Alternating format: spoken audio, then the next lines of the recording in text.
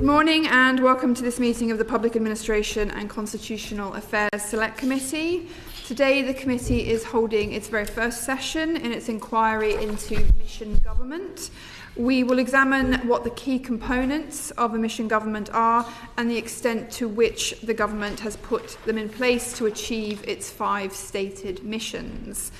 And we are joined today by Anna Garrod, who's Director of Policy and Impact at Demos, Nathan Yeowell, Executive Director of Future Governance Forum, and Joe Hill, Policy Director of Restate, the new name for the Reform think tank. Welcome here today. As I said earlier, we will aim our questions at one of the panel to begin with. It's not necessarily for all 3 of you to answer all of the questions. If you don't want to add to what has already been said, please just say so, but obviously feel free to come in as appropriate. So good morning, everyone. Could you just introduce yourselves for the record, starting with Anna, please? Hello, I'm Anna Garrod. I'm Director of Policy and Impact at Demos. We're Britain's cross-party think tank working on a renewed democracy. Welcome. Morning, everyone. My name is Nathan Yeowell. I'm the Executive Director of the Future Governance Forum. Morning, my name is Joe Hill. I'm Policy Director at Restate, as the Chair said, the new name for the Reform think tank. Welcome. Thank you very much for joining us this morning. I'm going to hand over for our first question to Richard Quigley. Thank you, Chair. Morning all. First question to Mr Yeowell. What are the main features of mission government and how do you think they differ from non-mission government? Okay, well, thank you very much for having us here this morning. I think, to begin with, I'd say that essentially missions, we should think of missions as a mechanism or as a series of mechanisms that are aimed at changing behaviours and promoting more positive policy outcomes. I think the purpose of a missions way of working, or a missions approach rather, is not simply to solve the problems that are facing us, but to improve and to strengthen our ability to tackle problems across the piece in the future. I think the point of a missions way of working, essentially, is to help us turn big social, environmental and economic challenges into more concrete goals that, awful expression, that can catalyse greater engagement, innovation and investment across economic sectors, but also crucially, I think, across society more widely. I think it recognises that central government cannot achieve these ambitious goals on its own, and instead it promotes a state that hopefully will lead with greater purpose in setting out a clear stall for where we want to get to, but then also, and this might be difficult, this is the difficult bit I think when it comes to the current system, is promotes the idea that central government has to create in a much greater sense of partnership. I think mobilising action from both sort of within Westminster and Whitehall, but crucially beyond. Now, if you allow me, I think there are 6 key features or 6 principles essentially that we've talked about when it comes to mission-driven government. So the first is that missions should set out bold, audacious goals, like I said, that set out a very clear purpose. There shouldn't be too much misunderstanding about actually what these goals should be. So good missions set a direction, but I think crucially they do not necessarily need to determine every step along the path towards achieving those goals. I think we need to focus minds on the outcomes of these missions, more importantly, and actually work out how we empower the various actors and organisations that we want to bring with us, and actually sort of generate a culture where we're looking at innovating bottom-up solutions that advance progress. And the second feature is that missions really have to focus laser-like on the long term. This can't be a very short-term approach to tackling this week's issue. It's got to be really thinking about some of the big systemic socio and economic issues that are still sort of scarring the country. Missions, when used properly, they should act as a forcing mechanism, basically, for civil servants and for policymakers more widely to take a much longer-term view and actually to sort of promote a mindset that thinks differently about how we appraise, how we fund, how we evaluate, crucially how we scrutinise policy and delivery across the piece. I think third, missions need to galvanise beyond central government. I think this is going to be one of the big issues, because this is a significant departure from this so-called Westminster model, this top-down command and control management model that we currently live with. And instead we need to think about how we activate all layers of government, so it needs much much more porous relationships, quite frankly, between central, the emerging regional and local government, but also, as I said, other sectors and other sections of society towards working together towards shared goals instead of necessarily spitting out ideas and instructions. I think we need to think of the Prime Minister and of central government much more as a conductor of an orchestra, and it's how we orchestrate activity across the piece. I think it's a big challenge. We need to start thinking much more how we can achieve that. Fourth, missions should be a shared national endeavour. I think to endure and to succeed, missions need to belong as much as they can do to the entire country, not to a single minister, and actually not to single mission departments, actually, because that allows them to get lost in the current architecture we have. And as much as possible, if we are to proceed with this way of working, and if missions are to gain legitimacy across the country, we actually need a broader form of public ownership, if you like, of actually what these missions are and actually what the goals are we're trying to set out. 5, missions should also be based on new approaches to policy design. So as much as they rely on action and legitimacy beyond Whitehall, they also need to shift behaviours and transformation along Whitehall in the way in which the civil service and departments do their business. So I think we need a cultural shift here to deliver on mission-driven approaches to navigate a complex and fast-changing world, and one that tolerates uncertainty and embraces constructive challenge, and also empowers officials to take risks, to test and to learn, and to build new skills as they do so. And the 6th feature, we would say, is that missions should direct public and private investment in line with these mission goals. I think ideally public finance should be aligned with these goals if they are to be taken forward. We need to embed them into the wiring of financial decision making across Whitehall, and in particular within the Treasury. I mean, that includes crowding in private investment with patient public finance, while also maintaining strong commitment to missions across multiple political and financial cycles to create an enabling environment for business. Richard? Oh, did you have any further? I'll let Luke go and then I've got another one. Yeah, do you want to come in, Luke? Taylor? Thank you very much, Nathan. That was a very comprehensive answer, and I think I followed 2/3 of it. Yep. If I'm knocking on a resident's door and I'm explaining to them what the government is doing differently to how Westminster, Whitehall might usually operate, and you've got 30 seconds to convince them that you're not all the same and you're not all politicians who confuse people to try and get them to vote for you, how do I communicate that to my resident about the very comprehensive answer you've given me for something that our residents can understand and actually see the benefits of? And I understand that that's my job. It's all right. Well, it's all right. I mean, I'll take off my think tank hat and put on my elected councillor hat. I think, luckily, none of my residents has asked me this question. I think the key thing to say is actually we need a new way of actually bringing everybody and everything together, that actually things aren't working. That essentially, if we are to tackle some of the longer social, economic issues that we're all facing on the doorstep, we need residents, we need officials, we need politicians actually to sort of crack heads and sit down together and work out how they can come together just to ensure things are working better in the first instance. I'm not going to promise that things are going to be perfect, because the reality is a lot of the systems are broken. We all know that from talking, those of us who are elected talking to residents, but also those of us this side with my other hat on, talking to the people we talk to in our day jobs. Basically, it's a mechanism for basically trying to actually untangle the problems of the state that we've got into. And why hasn't that been done before? Why is this different this time? I think there's an issue.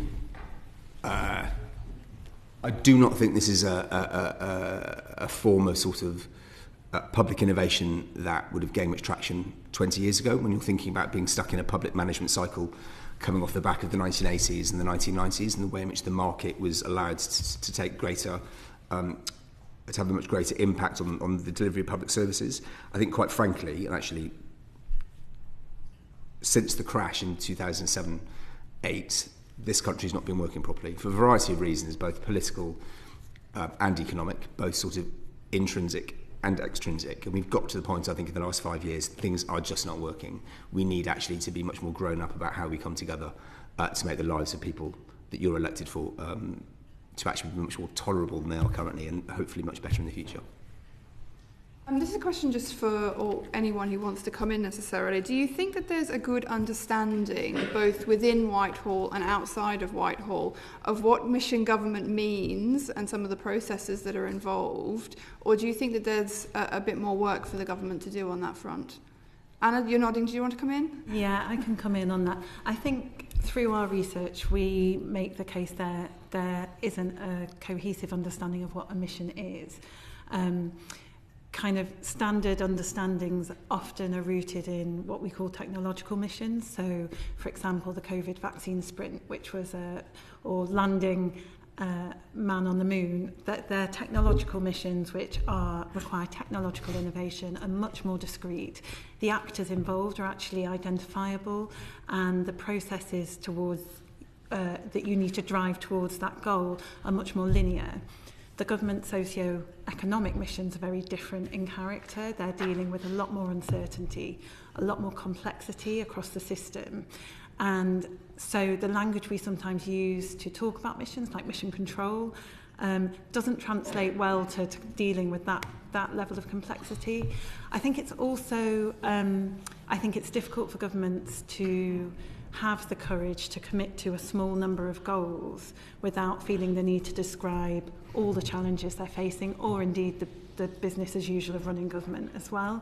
And I think there is a tendency when we talk about the missions to sometimes, and we see this in the kind of proliferation of milestones underneath the missions, to try and capture everything the government is trying to do. And the Institute for Government and Nesta are really clear on this. Missions must sit above as the overarching story government's telling, then there is business as usual, and then there is crisis management and kind of dealing with the day-to-day reactive issues that crop up. But they must be distinct, and I think sometimes the language of missions is used to describe the government's overarching agenda in government, and it should actually be quite distinct. Mm-hmm. And is there anything that you think the government should be doing to communicate those messages better? Particularly, are there any examples of other countries which have done this already?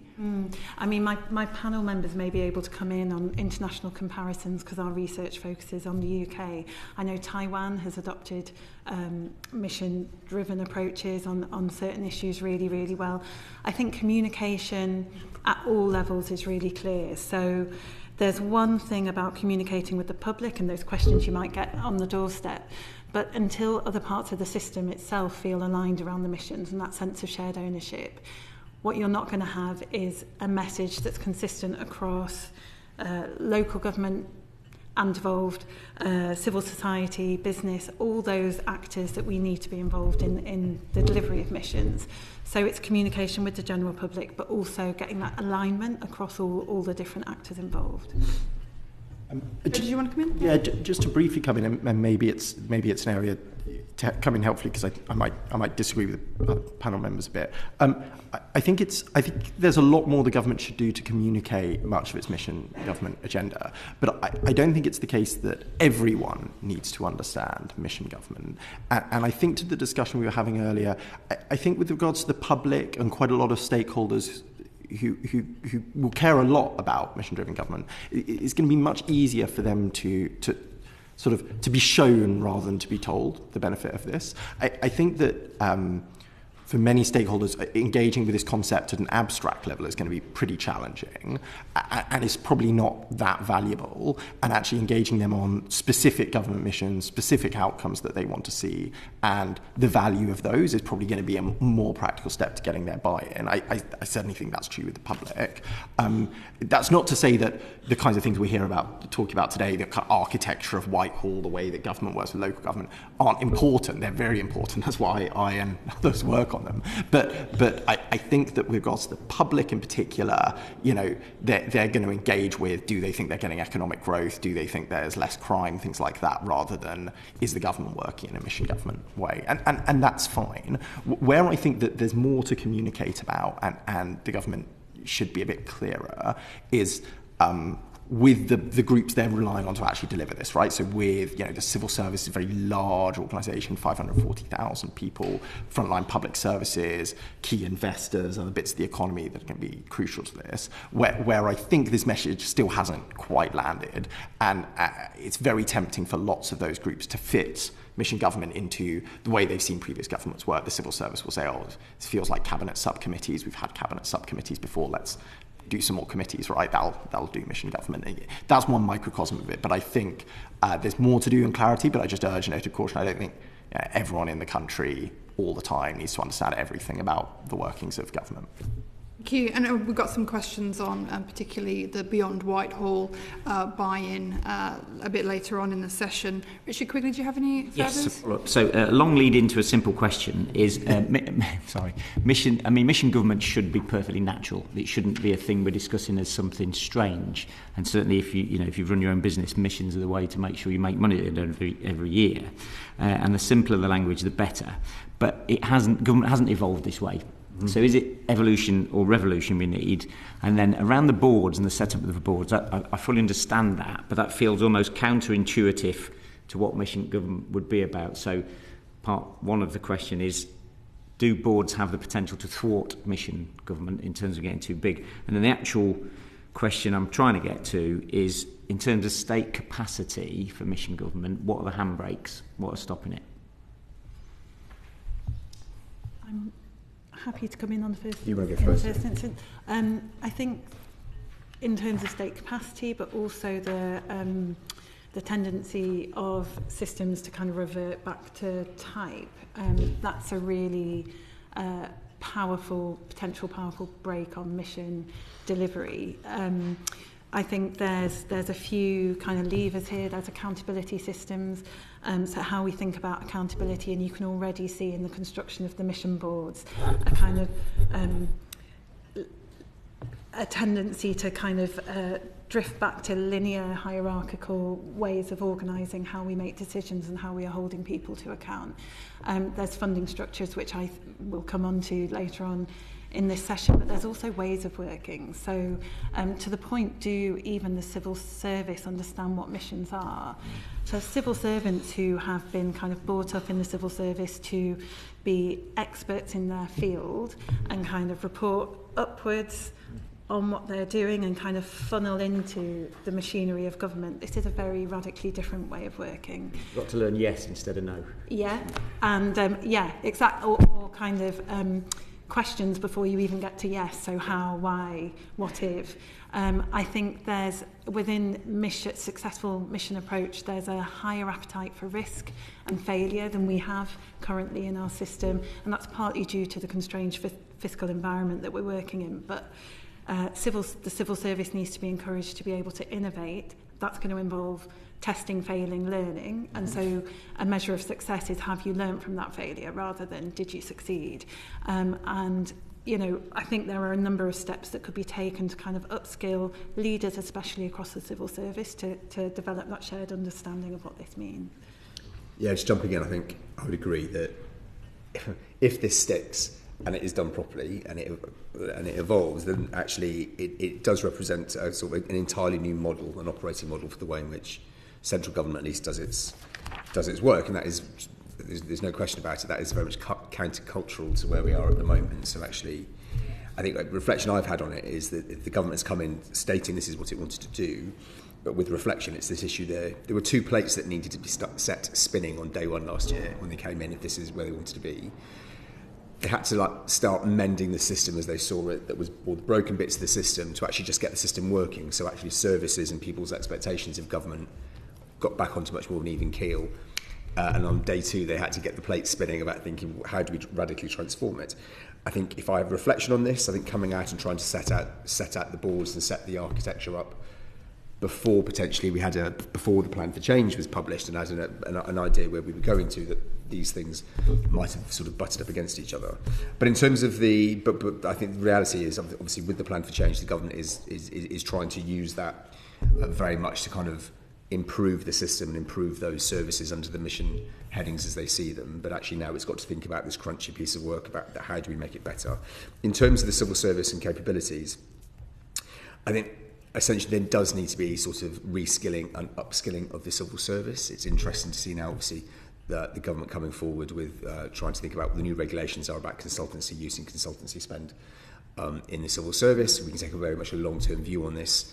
That transactional nature has basically taken a lot of skill and expertise outside of those departments in the sectors where we need them, and we haven't given enough thought about how we actually improve that capability on an ongoing basis. I think what I would say is that while we're thinking about that, we need to ensure that rethinking about upskilling the state and public sector workers more generally emanates outside of Whitehall. It has to actually go to those other bits of government and other bits of the state. On the dynamic, we've done some work on the dynamic capabilities that civil servants also need to start thinking about, and I very much agree with Anna. They've got to start thinking differently, and it is much more about how does one consult and collaborate differently with these other bits of the state. It cannot remain a very sort of top-down way of communicating, but it's also thinking about how we upskill at both the centre and the regional and local government, for that matter, for the ever-changing technological revolution that is upon us. So actually we can stay one ahead of the game. I just going to echo that and say I don't believe the state capacity is there to deliver these missions as stated. I mean, the current set of missions absolutely are characterised by ambition, are very radical and challenging. I think they're feasible, but we haven't architected the state and its institutions to be able to deliver them. And that's in itself going to be, rebuilding these institutions a defining challenge of the next few years. I think how we got here is that, candidly, in the civil service, in the organisations I worked in other parts of the public sector as well, the kinds of things we see in high-performing, highly capable organisations which deliver radical things are just largely quite absent. These low accountability, very hierarchical, very bureaucratic institutions which have often kind of very lopsided attitudes to risk. We've talked about risk aversion, and I used to say government was risk averse, and I no longer say that government's risk averse, because I don't think it is true. I just think it's averse to a particular kind of risk. If you look at public services today, the reasons we have these missions, there's risk everywhere, right? There's a huge amount of risk, and not even just risk, but like failure day to day. And clearly the state at large is relatively comfortable tolerating that level of risk. Otherwise we wouldn't be here in the first place. What it's intolerant of is the risk of an individual person saying, I'm going to stick my mark against this, I'm going to fix this, I'm going to get it done, it's on my head, win or lose. Actually, we try and do things in government through big committees, limited personal and individual accountability. We don't resource individual objectives in the way that we should. And I think that's probably the most kind of the single most evident way that we're not set up to deliver these. Thank you, Chair. Luke, I know later on you were going to ask a little bit about the mission approach and the challenge it presents to the civil service. Is there anything that you wanted to come in on at this point? No, I'll wait until we get to that. That's fine. Right. I might just have a quick question to Anna then, particularly looking at the way that the government has articulated its 5 missions. Do you feel that they're appropriate for a mission approach government? There does seem to be a bit of a difference with some of them where they're very tangible things that you can measure, so 13,000 extra police on the streets, versus those things that are a little bit more loosely drawn, like people feeling like they've got more money in their pockets. Do you have any comment on that? Yeah, I mean, I think first off to say, within a mission approach, there should be tolerance and the ability to hold radically different missions that look and feel very, very different in terms of who's involved, the innovation, types of innovation, whether it's social innovation, technological innovation, business innovation. So they are going to look and feel different, and that's part of moving away from that kind of brute force approach to change, which says we need one single solution and we need to scale and sustain it. To go back to the COVID vaccine, an example of one solution that we just scale and sustain and get out to as many people. So moving away from that approach, embracing complexity and adaptivity, it's right that they should look different and be articulated differently. However, I think within the government's own articulation of the missions, what you do see is some missions are missions and some missions aren't. Some missions started off as missions, but now how we're talking about them, we've moved back to target-driven approach and a focus on outputs, not outcomes. And the 13,000 police officers is an example of that. So if we take that mission, Safer Streets is too vague to be a mission in and of itself. It doesn't describe the tangible, concrete goal that we're aiming for. However, halving incidents of knife crime in 10 years, that absolutely is a mission, or halving incidents of domestic violence, violence towards women and girls within 10 years, absolutely mission appropriate. But then when the Plan for Change came out and we're kind of moving back to those outputs of 13,000 police officers, that's not saying why you're putting those police officers on the streets. You know, we need, a part of a mission approach is you need the ultimate why. Who knows what those police officers will be doing? To what ends are they there? And we can all kind of draw the links. But you can see within that there's confusion, and it's not consistent. To take the health mission, you know, an NHS fit for the future. The NHS is a means to an end. It's not an end in and of itself. And so that mission, again, isn't appropriately couched in the grand goal we're getting to. It's describing how we get there. And then within that, you know, you can already see the old kind of new public management language of targets coming back in with, you know, 92% of patients treated within 18 weeks. Again, that's not telling us why we're doing that. And so you can see the government has kind of started off well-ish, you know, to a large degree, but as that pressure to show delivery, to your point, the government is feeling that pressure that the public does want to see things delivered. It wants to be able to point to, you know, concrete outcomes, which is why we get conversations about potholes coming to the top of the agenda. And you can see that kind of culture coming up in how the government's approaching missions right now. Okay. Thank you, that's helpful. But just a final question from me before we move on to maybe tackling some of the silos that we know exist in Whitehall. Do you think that approach that you outlined, where the missions are sort of being articulated in different ways and there's some slippages back into sort of old ways of thinking, that is contributing to the problem of maybe the broader understanding of the missions in the general public is not quite where it needs to be? I think it is, and I actually disagree, which is great because that's what panels are for. Absolutely. I disagree that, you know, we should be content with the idea that the majority of the public don't understand. I think that speaks to a real, you know, I think what we've seen over the past kind of 20 years in particular is a breakdown in trust and the ability to talk the same language between government and the public. I think the missions provide a real opportunity to rebuild that trust and rebuild that language. What we're seeing at the moment is without a lack of a common language, government's hamstrung because it lacks the bold ideas and the legitimacy, the kind of public buy-in to make difficult decisions. And I think by embracing participation, embracing technology to rebuild that conversation, government will then be able to make more difficult decisions. And we know when you talk to the public, you can build consensus around really difficult issues like house building.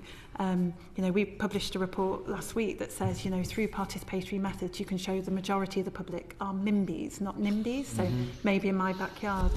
If those approaches were taken around the missions, we can actually build that understanding, and ultimately we need a public that understands what government's doing. And we've shown, successive governments have shown that talking the language of targets turns people off and is too binary. The language of targets leads to a pass or a fail, and that's not a measure of a government's success in delivering bold policy ambitions. Thank you. I'll briefly bring in Nathan and then Joe. Yeah, I mean, hopefully not to overcomplicate the matter a bit. There is an issue here about what do we actually mean. There are many different things we talk about when we talk about missions, right? So the missions is the concept. It's actually how do we bring people together to galvanise sectors, politicians, people, arms of the state, social and private sectors differently. There are then the missions, which are the missions the government has chosen to sort of to prioritise, and I think this is where I agree with Anna. There's a question about how they have been scripted and pursued. Actually, is that at odds with necessarily the grand object of it? But then also crucially, and I think we probably agree. There's this issue, there's the concept of what mission-driven government should be, which is all about driving different behaviours and promoting collaboration. Now, they're all three slightly different concepts where actually we need to be thinking about how those three things fit in with each other. So there needs to be much greater, I think, communication of what that vision is from the get-go about actually if the government is taking it seriously, thinking about what the missions of the state should be as a way of bringing people together. And I think I agree with Anna. I'm glad I'm not the one who has to design the system, but we need to think a bit much more sort of intelligently, I think, about how we actually try to get people across the country in their communities to start thinking about what these grand challenges are that we want to face together across the future. The government itself actually should have the confidence to admit that maybe in 2025 or 2026 the missions as agreed by the Labour Party in opposition in 2023 are no longer relevant or they need to be tweaked. Because I think part of the issue of going towards a more mission-driven way of working, as Anna said, is we need to get rid of the virility symbol about there being a binary choice between I am strong and good at that and I will never fail, and then having a massive problem when things don't work. We now to try and it'd be very interesting to see how you develop that in this place. But we need to somehow promote a different kind of environment to think about. We are testing, we are learning. This is what we think we need to do to get into the right direction. But if this pilot or this intervention on the ground in the first instance doesn't work, that is not a 100% abject failure, which means you all need to be penalised and we don't do that thing anymore. You take the learning, you understand what you're doing, you press the reset button and you move on, having accommodated the issues that have come forward. Okay, I'll just bring in Luke and then we'll move to Joe, sorry. I just want to pick up something you said there because it was quite interesting.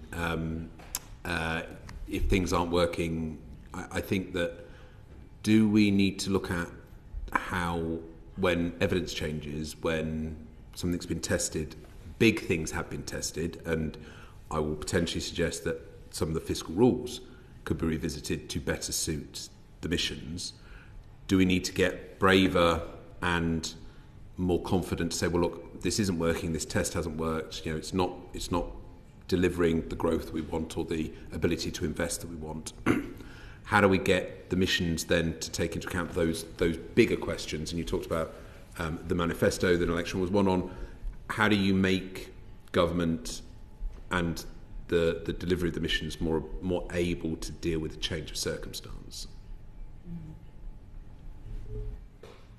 You want to come in on that, Nathan, or?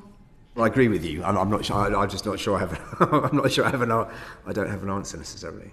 I think. Okay, I'll rephrase it slightly. Can the mission approach be a helpful way of persuading and delivering change in those bigger things? Yes. I mean, if yes is the answer, but I think the question ends up being for us, everyone needs to be quite honest about, is the extent to which there is buy-in at the moment across the system to potentially shift some of those behaviours. The CSR will be very interesting, and there are some noises out that obviously I think ministers have met in missions clusters in their conversations with the Treasury to start thinking, to have their very pain-free conversations, I'm sure, about what their settlements are going to be, and I'm very much fingers crossed that the test, learn and grow work coming out the Cabinet Office is going to be expanded. They're very good, very, they will be very welcome steps. But the reality is, when it comes to the financial mechanisms at least, and this is a tall order which strays into other areas, the big question is at what point will the Treasury be willing and up for rethinking some of its modelling and the way in which it works? Because again, if we're taking a mission-driven approach to how the finances are agreed and disseminated, that will involve potentially a much less lopsided partnership between the Treasury and some other departments, including Number 10, to actually get to a point about where they want to be. Yeah, bring in Joe. Just very briefly, because I'd hate for the committee to get the wrong end of the stick. I kind of absolutely believe that the government should be communicating to the public about its missions and the things it's delivering on their behalf. That is at least a large part of the point of it, right? I think that my kind of slight contention and pause is around the issue that the government needs to be explaining and getting the public brought into the way it architects itself to deliver kind of truly mission-driven government, and to, maybe as a worked example on the point about house building and MIMBYs and building consensus. 1.5 million new houses was a kind of big headline staple government policy in the election, which of course they won with a very large majority, including in plenty of places where previously we thought that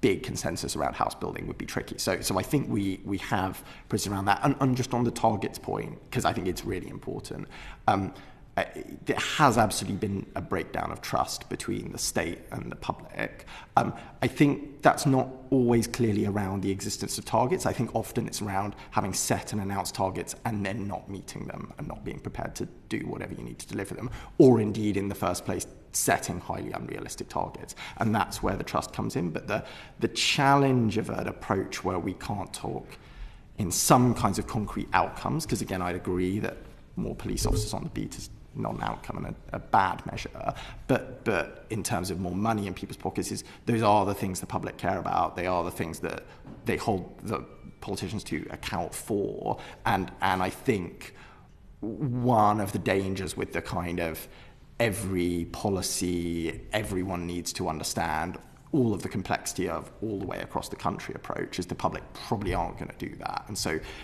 targets aren't always ideal, but they come from a place and we should recognise that. Thank you. Peter Lamb and then Sam Carling. Thank you. Nathan, just to revisit your point around the Treasury.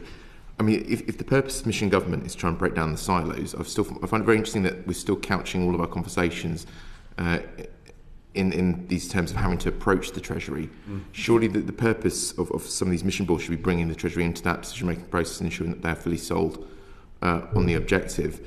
Have you got any ideas as to how we can better break down that silo with the Treasury and ensure that they are fully integrated into the delivery of these goals? Well, I'll start off by saying I agree with you.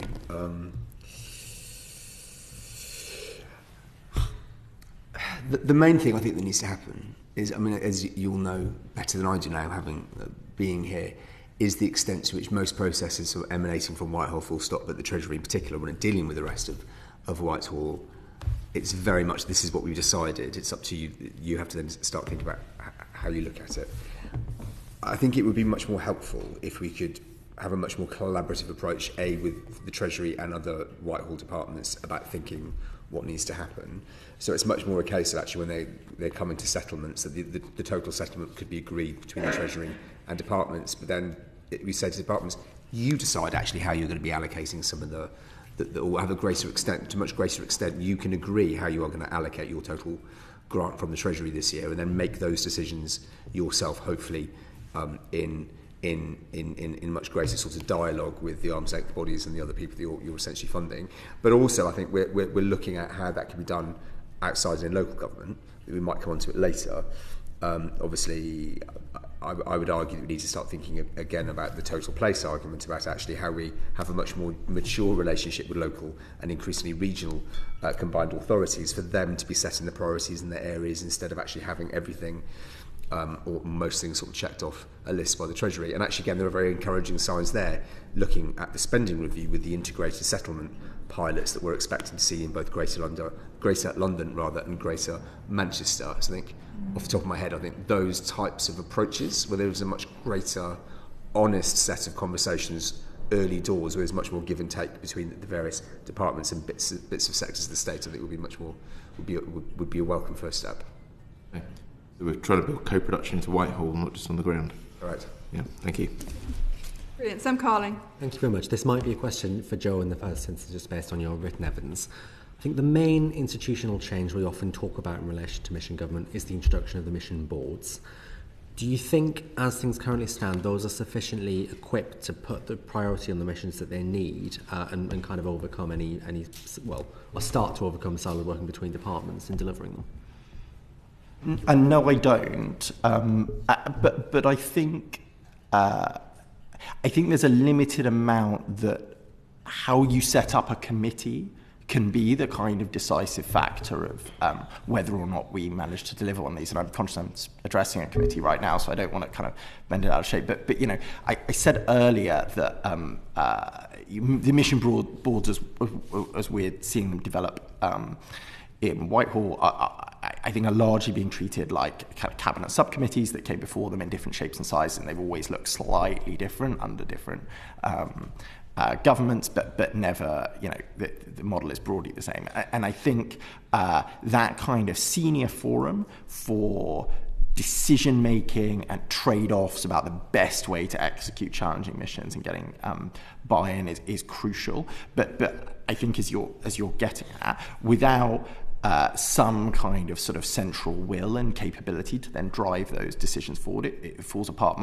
I think historically the criticism of the way that cabinet subcommittees have driven decision making is, you know, a group of very time constrained senior ministers or officials with kind of maybe not much else in common day to day and very little power to drive change, but quite a lot of veto over each other's ideas, is probably not a constructive environment to the kind of really creative decision making and idea shaping that we need in this forum. And maybe it won't ever be perfect, but what would certainly be a positive step to help it would be a sort of much in the short term, kind of much more reinforced and emboldened strategic centre, which can not only kind of convene those committees, but also help execute them. We have a kind of missions unit set up to support them and deliver them. But I think there are many different things you would do to kind of constitute that committee, particularly not just forming it from kind of established civil servants from within government at the moment, bringing external kinds of talent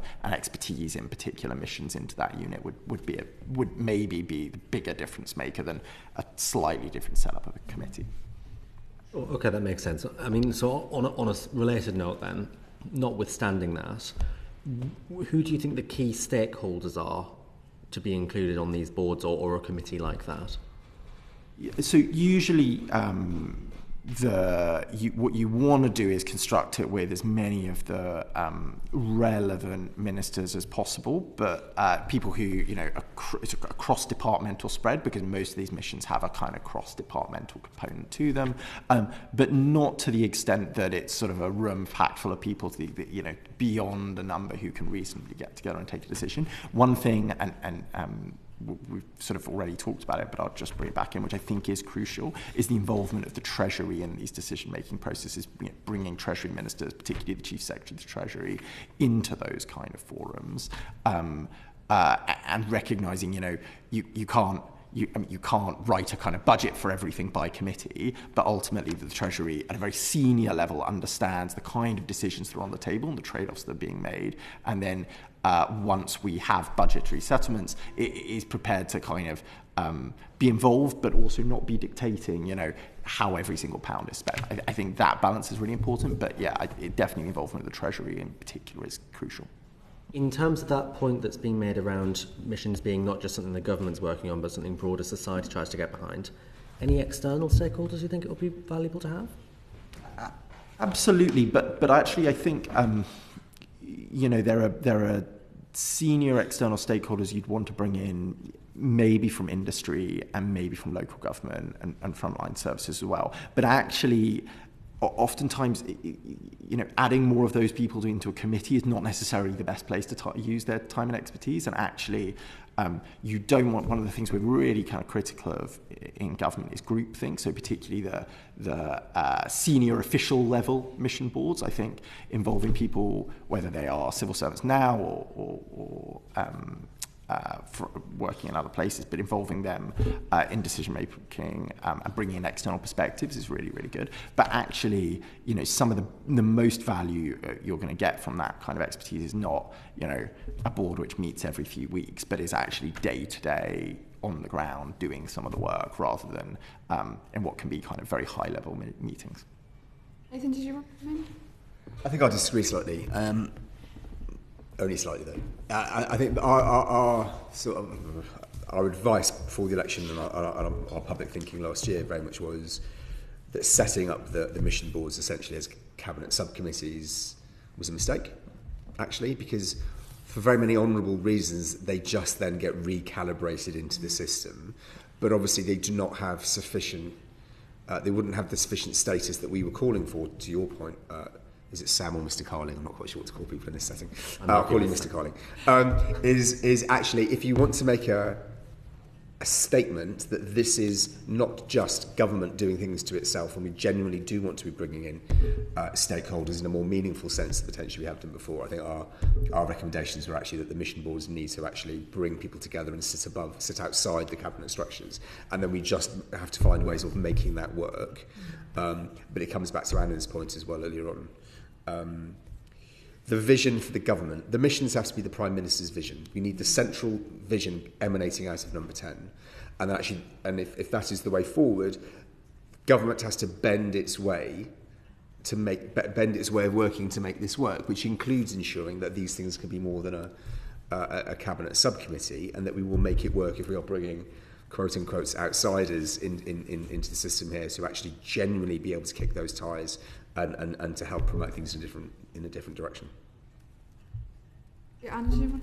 Very, very quickly, that senior sponsorship is really interesting as well, because prior to the election, it was proposed the PM would chair each of the mission boards. That hasn't happened, and to what extent is it the Prime Minister's vision if that's lacking? And kind of not coming down on either side of that question, but it's an interesting one to explore. And then in terms of external input, we would absolutely say, in order to think creatively, Whitehall needs to open up to the varied stakeholders involved in delivering these missions. But a kind of point of warning is that many of the missions will be speaking to the same stakeholders, and we know, for example, civil society has very little capacity, either at a local level or a national level, to participate in these conversations. The kind of representative structures for business are fragmented, and so what you don't want to do is kind of consultation fatigue and be calling stakeholders into multiple different kind of rooms to essentially be contributing the same view on how we can encourage better collaboration. Thinking about mission councils that could perhaps bring together external stakeholders to the mission, but in a much more cohesive way, and encourage cross-mission working as well as cross-sector working. Thank you. Did you have any further on this one, Sam? Just because Richard quickly has also indicated you'd like to come in. I've got the next one, but I'm happy if other people want to come in now. Richard, would your quick Yeah, question just very quick one. Sort of an alarm bell rang, Joe, when you mentioned the word Treasury, as I think it probably does in every MP's head. Are the Treasury, and I don't mean this in a pejorative sense, I don't think, are the Treasury the biggest silo? And certainly if I was running this change project in my previous life, I would probably be tempted to put somebody from the Treasury in every department rather than the other way around, because the danger is everything stops with the Treasury, whereas if you get Treasury officials in department, they naturally become a little bit more sympathetic to the mission. It's an interesting model. I'm not sure is the answer. I'm maybe going to be slightly defensive of my former department, the Treasury, in this answer. I worked as a civil servant in both other departments and in the Treasury, and I think the one thing it's easy to underestimate in all of the slightly challenging Treasury behaviours, which many people are familiar with, around short-termism, investment versus day-to-day spending and those kind of challenges, is how little anyone else in Whitehall, I think, feels an incentive to save the public money, other than the Treasury, actually. And the Treasury, I think, often feels that things are pointed out to it. You didn't fund X, you didn't fund Y. That everyone has a kind of personal passion project they wish the Treasury had funded, or a tax cut they've done, or whatever.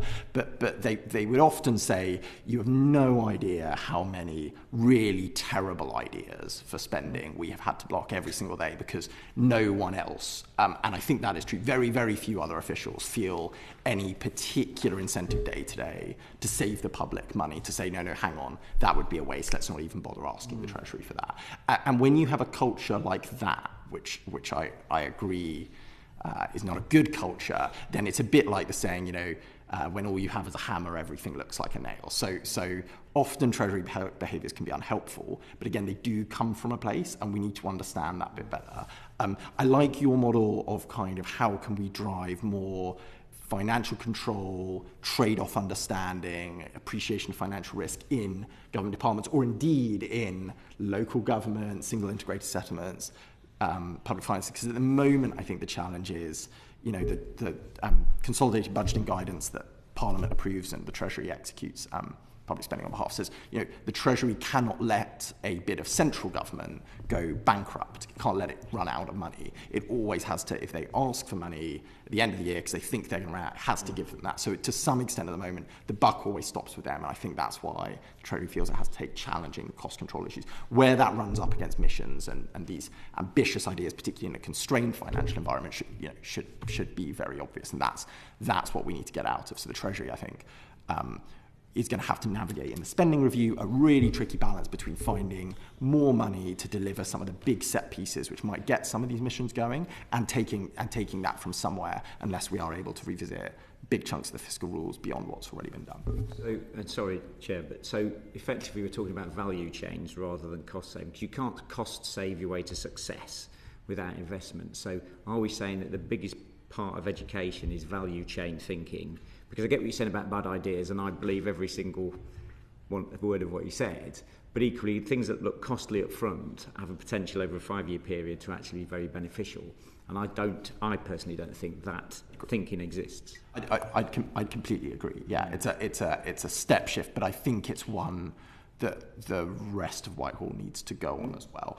I always think it's interesting when officials tell me about things that Treasury guidance says about the appraisal of investment, for example, which I don't actually think are in the Green Book and aren't a feature of how this stuff is meant to be done. And often I think these issues are cultural. They kind of emerge from what people expect the Treasury is going to say. I've been told very confidently many times by people about what the Treasury's opinion of chunks of public spending that I was responsible for when I was there was. And I often it's not quite right. It's sort of the chilling effect of the spectre of the Treasury on the rest of public finances. Thank you, Chair. Sam Carlin? Thank you very much. So we touched on it slightly there, but just a couple of other questions around the kind of the centre and the role of it, perhaps to you, Nathan, in the first instance. What do you think are the key demands that the mission government approach does place on the centre of government, and, well, are we equipped to meet them? On that second point, on that latter point, I'm just going to repeat something I said earlier on. I think the reality of where the government finds itself is actually before it can be in a position to actually execute any of this properly. I think they very much feel they've got to try and wrangle the system into a better sense of shape than what they found it to actually make things more rational. So with that caveat, and the second caveat from my own point of view, despite being an avowed localist, I also think the government probably needs to centralise a bit of this in the first instance to make sure that stuff is actually going to happen. So it's actually how you start thinking about how you push these things through the system. I think the two areas I'd look at, I think, so making missions stick at the centre, which is I think the key thing, definitely requires a more whole of government approach, which means I think we need strong and visible commitment from number 10 that this is going to be the way forward, and actually the government is going to stick at it, because the reality of departments and other bits of the state will be, if there's any suggestion that the government might start changing its mind every 6 months, every 12 months, then we have seen over the last decade, quite frankly, with all the political and economic churn, we potentially end up in a position of stasis, because actually things just do not happen if there is no sense of certainty about where we're going for the future. I think, touching on our last conversation, and maybe conversations to come, it does need the unambiguous support of the Treasury. They have to be completely bought into this. I think with missions embedded into both the structure and the processes of the Treasury, and that helps shape departmental activity. And like I said, it needs widespread buy-in across Whitehall, with individual officials potentially getting to the point where we're thinking about a missions first and department second approach, as much as we can actually that can be utilised in the current system. I think the other thing I'd draw back, I think we need to think about, referring back to my opening comments, is this concept of leading with purpose and actually really inhabiting the missions and everything that is being done. I think that will be fundamental to any successive change in this way of government. So again, just to reiterate, I think we need to ensure that a clear overarching purpose and vision is set strongly and communicated strongly from the centre. and that actually that should be pushing other bits of the system in the right direction. I think we also need to get in a position where we are articulating the outcome of these missions and the hopeful outcome of the collaboration and the activity, setting out sort of clear sort of ideas about how we want to get there.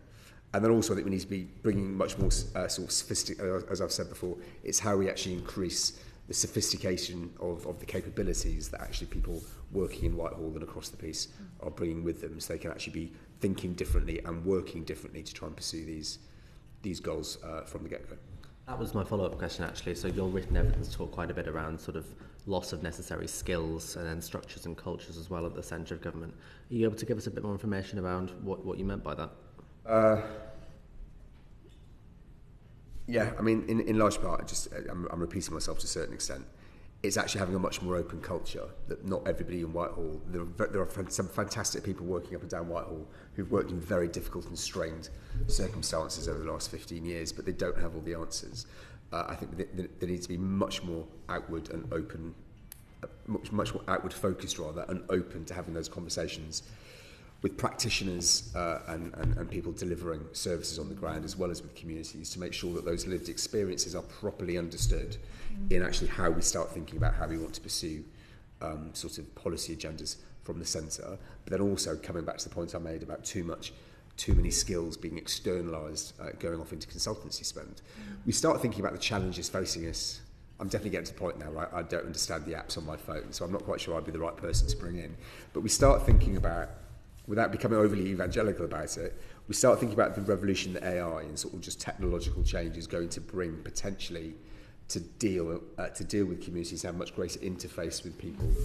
We need to start thinking about how that technological innovation is embedded within Whitehall, but also crucially, I think it's very important actually that gets embedded across both regional and local government, because the reality of most people's lives, they are not dealing directly with Whitehall when there is a problem with a service that has gone wrong in their communities. We need to ensure that these skills, we need to ensure that we create an environment where we can upskill public service workers across the piece. Anything further, Sam? No? That's all. Taylor? Thank you. And again, just picking up a little bit about kind of regional and local government. We are seeing a move by government to relocate Whitehall staff across the country. I think they've announced the 2 campuses in Manchester and Aberdeen.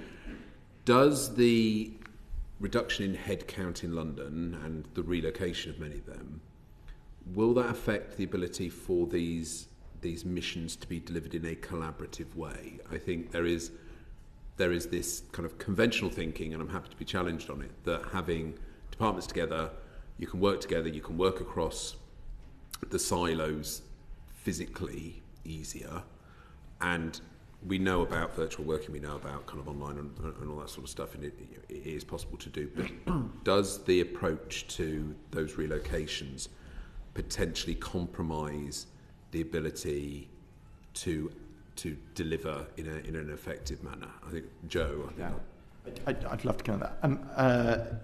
So the first thing I say is, whilst I think it's broadly a good thing, I think it's no substitute for things like true devolution and actually getting some of this decision making outside of central government at all. I think there's a first step, which is, moving bits of central government out to other parts of the country is great, but actually what we should really be thinking about is how do we move power and money and accountability as well as just who sits in what office building. Having said that, I think you're absolutely right. There are kind of 2 things which are maybe sort of slightly in tension there and working up against each other. I think on the one hand, more geographic spread, more co-working between government departments in other bits of the country, you get more of an exchange of ideas and a bit more kind of collaboration. I think it's better for some of the sort of test and learn pilots as well, where you've got bits of the civil service much more embedded in local areas and much easier to work with strategic authorities, for example. At the same time, there is a kind of danger that reducing certain kinds of core capability in London, where ministers are, where certain kinds of decision making and very fast-paced environments are going to be, or even in not so fast-paced, but the long-term creative thinking of ministers working very closely with policy teams across government. There's a risk. We've seen mixed results of some of the very early experiments, like moving chunks of the ONS to Newport, for example, in the kind of reduction of certain kinds of technical capability which are available now. Not all of government is like that, but parts are. And I think I've seen Rory Stewart talking about his time as a international development minister and some of the challenges he had with large parts of the core capability being relocated to, I've forgotten the name of it, the Scottish office as well. I think one of the things that's going to help us navigate this is if we are able to, over time, just devolve more in the first place rather than kind of try and do Whitehall but from other parts of the country. Can I come back on that very quickly? And does it, the defence and international development and things like that, do they make sense to be devolved, really? Because actually that becomes... So that's a geographical collaboration question.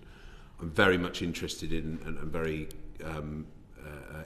kind of supportive of the devolution point as well, which is slightly separate. But there does seem to be a lot of moving parts, a lot of reorganisations, and a lot of collaboration trying to be done at the same time.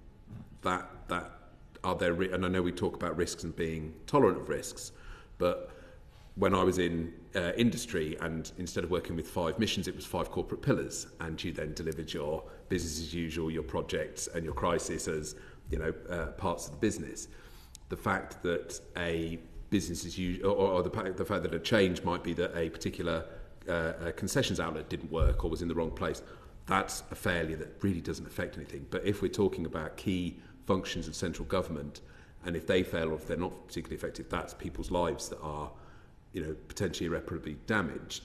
This perception of risk in all of these moving parts, is there a danger that too many things are happening at once and we open ourselves to real kind of institutional failure? Definitely. And just to say, I think we have a fairly long track record of large chunks of the domestic policy departments also being located outside of London, campuses in Sheffield, Manchester, Leeds. I think that I don't think enough public kind of study and evidence of the impact of that, particularly on kind of core functions and policy making, has been done. But I think it'd be worth kind of consideration and more research. I think we make a lot of this policy kind of by anecdote and a sense of what works best rather than actually really good, honest study of it. Anna, did you want to come in on that point? Yeah, and to the point about dangers of a system in flux and multiple moving parts, and the dangers of pursuing change right now, I would say, what are the dangers of not pursuing change? Because we've just had a long conversation about how Whitehall works in silos, and actually civil servants working with ministers in silos isn't tackling the grand challenges that we need to. So if Whitehall can't work collaboratively based in London, why carry on trying to do that? And actually, there's a huge argument to say the Westminster bubble, the whole point of mission-driven approaches is an externally facing government that's collaborating outside the Westminster bubble. So perhaps geographical relocation is one element of that. If we think about the approaches in Manchester, kind of very mission-like approaches to Devo Mankin. So what learning could there be there? But as Joe says, this is a kind of demos-flavoured hunch, rather than kind of we need the evidence, but also by trying it we will get evidence. So yeah. Nathan, just want to come in? Yeah, just quickly, I agree with everything Anna said there, because the risk is trying to take too much of a sequential approach to some of these changes or this programme of transformation at a time when we know that very many of these parts just aren't working as they are. I don't think we've got that luxury to be taking a linear step. But it does just mean that everybody's got to ensure it works, right? So there's that makes it harder. On the co-location point, I think I come back to a word I've used a couple of times. There's got to be. I'm in favour of co-location. I think if we're going to come on to devolution later, I'll refrain from talking about devolution now. But the reality about co-location, I think if it is co-location for a purpose, where actually it is trying to drive specific change or different crucially policy and delivery outcomes that make more sense to the communities that they're affecting. If you haven't already looked or you haven't received any information from them, and there's a lot of interesting stuff being done in Sheffield at the moment, which is basically having civil servants being co-located there, crucially working with the combined authority and the underlying authorities really to kick the tyres and to think about how they can transform the way in which services are delivered. I mean, if that ends up being the way forward for all the 11 new hubs that have been announced, I think that would be fantastic. And in the wider point of devolution, I feel I have to defend Newport slightly, as I live 2 miles up the valley from it. If you start looking at both Scotland and Wales, I think we can all agree not every socio or economic policy that has been delivered in any of the jurisdictions over the last 25 years has necessarily been perfect, but I do worry, having moved back to Wales 5 years ago, we're in a position that, for example, there are many sort of social policies that are out of whack, or rather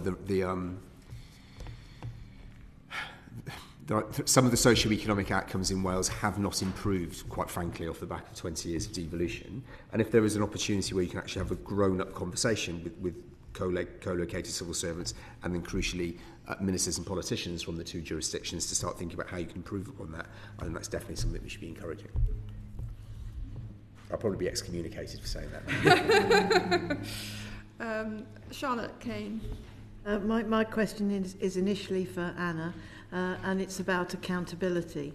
At the moment, much of the accountability for Parliament is done through departments, so departmental select committees, departmental ministers answering questions. Does that have to change? I mean, I think the themes that form a response to that question have been discussed in a lot of the conversations we've had already. There's probably a question about kind of hard formal accountability there, and Joe is probably really, really well placed to come in on that. But then also the culture of soft accountability that sits around our formal structures.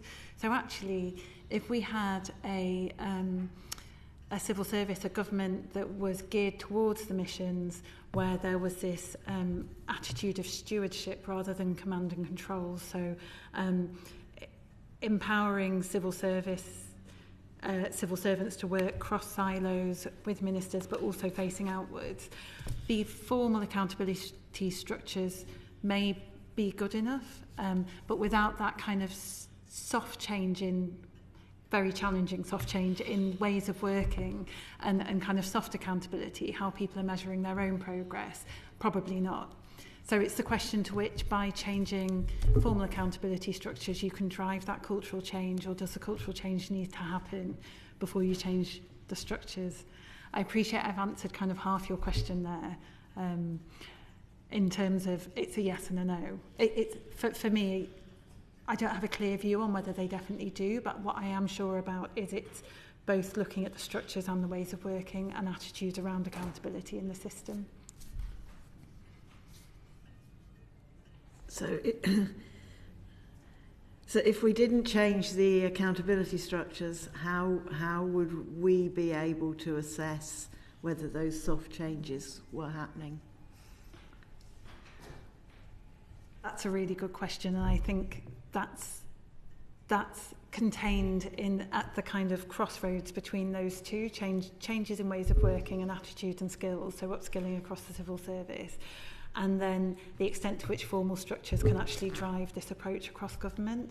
I think our conversation about mission boards, the senior sponsorship, the time and capacity senior ministers have to engage in those, but then also the structures that fall below mission boards, so in terms of policy teams, the mission delivery unit and where that sits, and then the number 10 partnerships unit.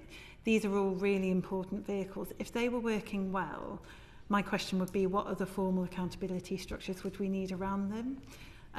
The activity involved in delivering missions has to happen across government, and we have accountability structures that examine activity across government. So but as I say, I don't have a firm view, and I appreciate that's frustrating. So.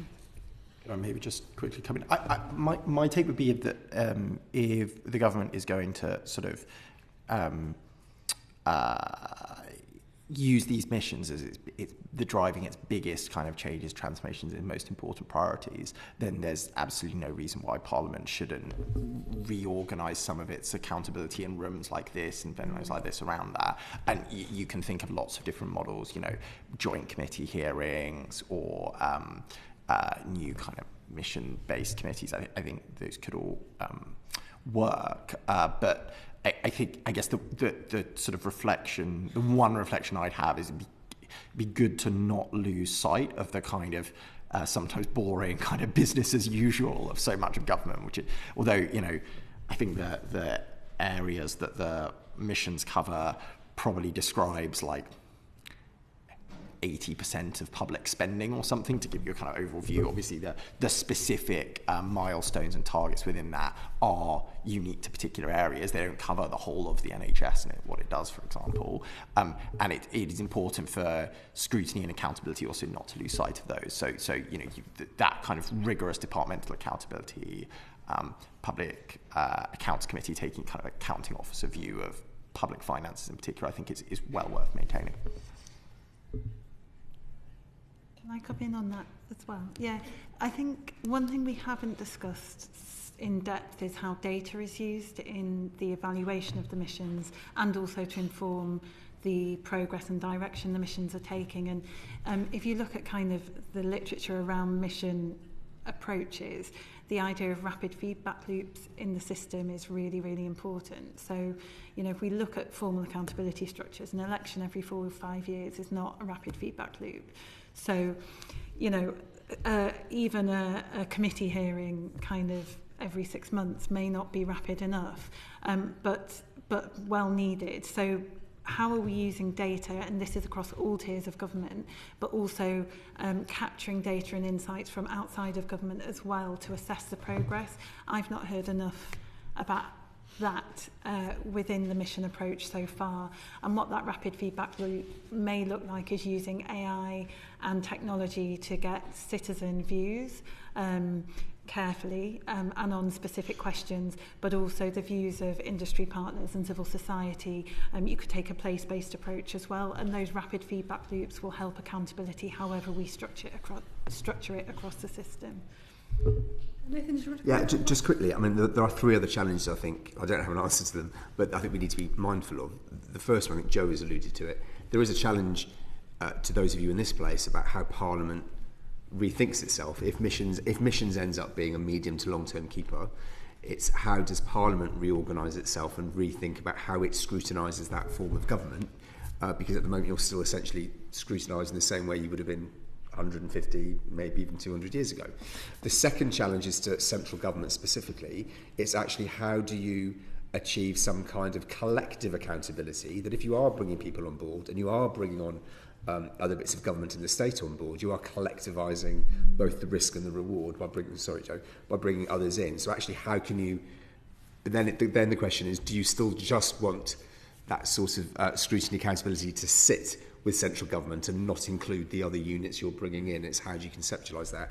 And the third point, building on what Anna has said about the use of data and those issues, the third challenge is how every bit of government and every arm of the state that is formally regulated is is it possible to work towards a system when you're looking at improvement and performance and learning that the same set of metrics and questions are being asked across the health service, across the education sector where relevant, and across every arm of the state, so we can develop a much more comprehensive set of data and learning that actually makes sense when you're trying to bring it together. Because I'm sure you'll have all recognised by now that if you're trying to scrutinise health or education or any other bit of the public sector, there are some vastly different metrics and dashboards out there. The question ends up being how can we use this as a way potentially to make it easier so you can take a much greater expansive view on what is going on at any given point in time. Anything further, Charlotte? On this question, no, but so can I move on to the next absolutely. question? Yeah. So the next question is about money, because budgets remain departmental, and I know from bitter experience crossing departmental budget boundaries is very difficult. So can mission government work without some sort of dedicated cross-departmental budgets? So, sorry, I should have said that was aimed initially at Nathan. I'm happy for you to go first. As you've outed yourself as a former Treasury official, I'll be interested in what you say. Just briefly, so I think there's significant value in allocating budgets in that more kind of shared collaborative way for missions, so you can put boards and leaders and ultimately ministers in a position of saying, look, here's what we've got to deliver this. We're not going to be able to do everything. What's going to get us the best bang for our buck? And where are the tricky trade-offs and decisions going to be made? Whatever the envelope is going to be, and whatever we do with the fiscal rules, there will be those. And so that strikes me as sensible. Given relatively constrained environments, I guess that one of the challenges with operationalising that is at the moment, those budgets are going to probably come from somewhere else and other departments' budgets. And how do you trade off, if you're trying to do a pooled kind of at a national level health budget, for example, how do you extricate, the bits from individual NHS trusts budgets which are for elective care but not for A&E and stuff, and that's where quickly I think this model falls down. I think the national model is going to work, or for pooled budgets, is going to work well for areas where national government really is in the driving seat about making those trade-offs, and not well in areas where actually operationally a lot of this is done by local government, the health service, public services, which are very spread and diverse. Maybe final thought. I mean, the Treasury does outline, I think it's 6 different models for shared public budgets in managing public money. They have different ways of doing that, all the way from departments kind of own their own budgets but have a sort of statement of intent about how they'll work together, all the way up to you do a machinery of government transfer and you take a chunk of budget cover transfer is what it's called, and you move it and lift it and shift it, and it's now a different accounting officers. What I think is most interesting is why there's very little take-up of those. You can kind of do those. The Treasury is broadly happy to make those changes, but departments, despite regularly saying we want shared settlements, we want more accountability, rarely take it up. And we know that from the integrated settlements, for example, I mean, it has been a real fight to even get to this point over best part of a decade. So the institutions themselves aren't really clamouring for a lot of this kind of joint shared budgeting, partly because it would probably mean them giving things up. I think if we're going to do that, actually the change has got to come top down initially and say, no, hang on, some of these missions are going to need some central budgets, and that's going to come from other people, but that's the way we're going to make this work. There really is no answer to, ultimately budgets have to be owned by someone, and someone probably in this place has to scrutinise them for delivering it. And there's no escaping that. It's just really a question of who's the senior official or minister who's best placed to make that decision if it's very central to government. And in that case, how do we get the resources to them? So it's interesting. Someone has to own it and be accountable. But it's how you link that in with the aims of a mission, the idea of test and try and learn. And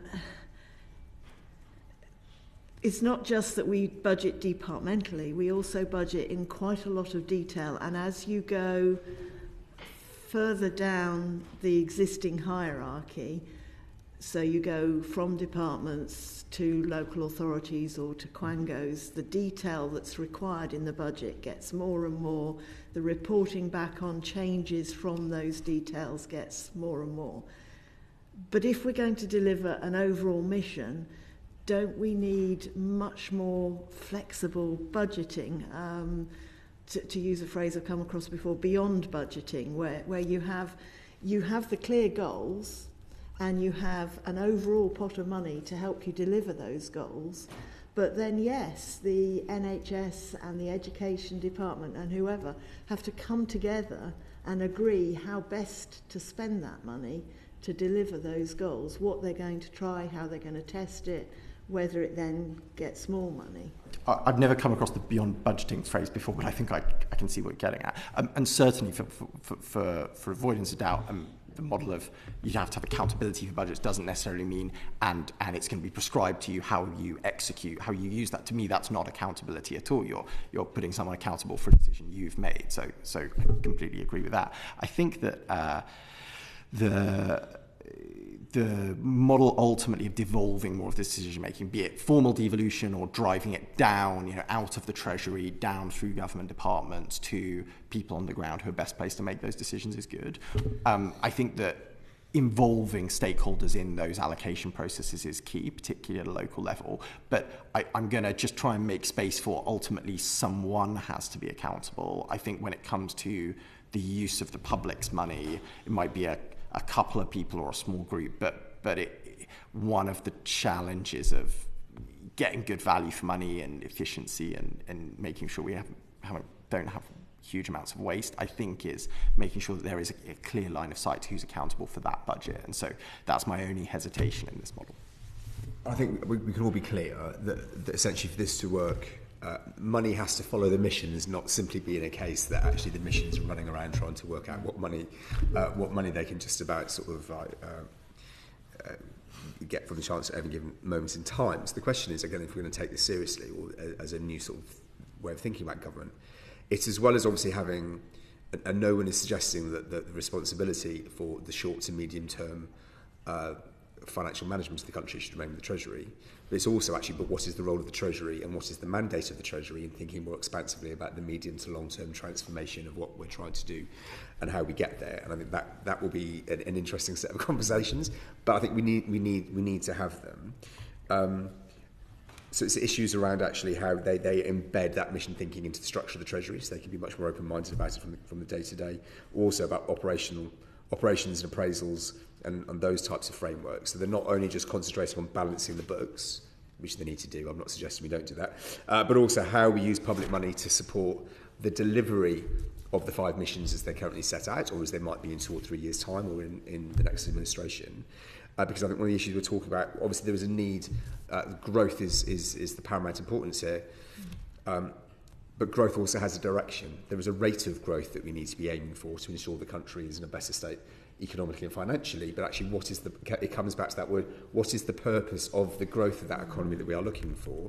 And it's how the Treasury can start thinking about how it directs the growth in how it starts dealing with other departments and pushing things forward. And like I said, the CSR is coming up, so it shouldn't take that much longer to find out to what extent some of these things have stuck. And then also later on in the year, we've got the Treasury coming forward with its potential refresh of the Green Book rules and regulations, which crucially we'll be thinking, as we all know, is actually how can we start thinking about how to get more money into the regions and outside of London and the South East to actually provide what money there is available to some of those areas that need to just get cracking and do things differently. Any further questions, Charlotte? No, that's all, thanks. I'll just bring in Richard Quigley and then Michelle Welsh. Oh yeah, I'll be very quick, so I'm monopolising a lot of time. I think the point you're making, Joe, is very good, but the multi-year funding deal, I think, is key to this. An example being new aircraft carriers. On a single budget for a year, they use a paint on the surface of the aircraft carrier that wears off every year. Somebody's developed a paint that will last 10 years and it dissipates heat, but they can't fit it into the budget. If it was even a 2-year budget window, they would be able to.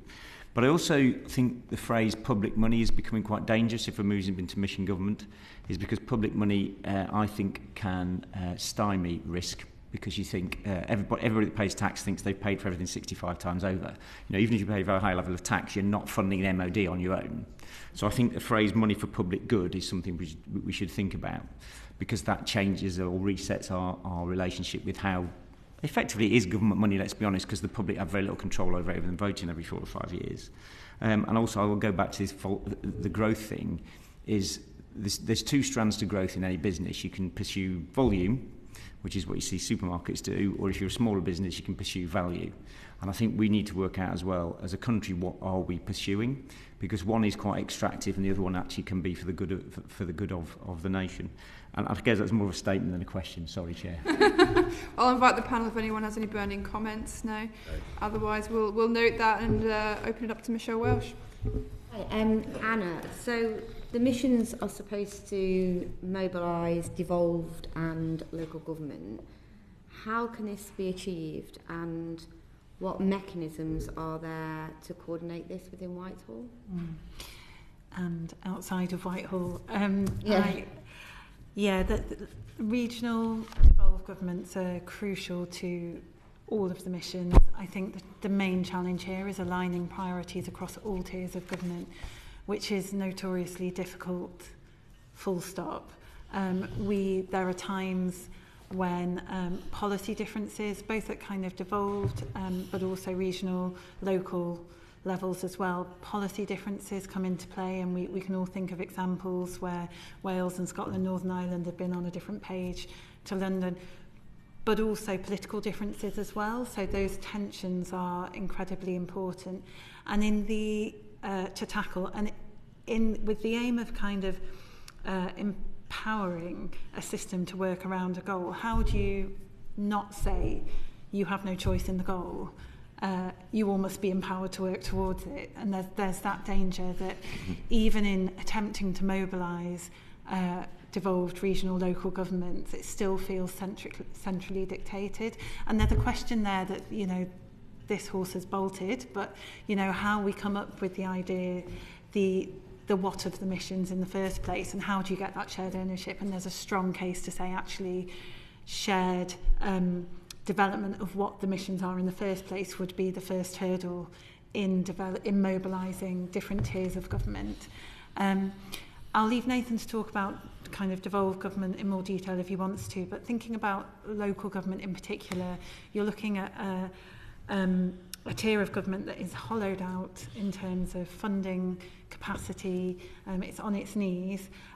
We're looking at a tier of government there that then doesn't have the capacity or the data or the grip on technology to be able to participate in the missions fully and in a way that would really see these missions kind of being owned at local level. So those are the key blockers.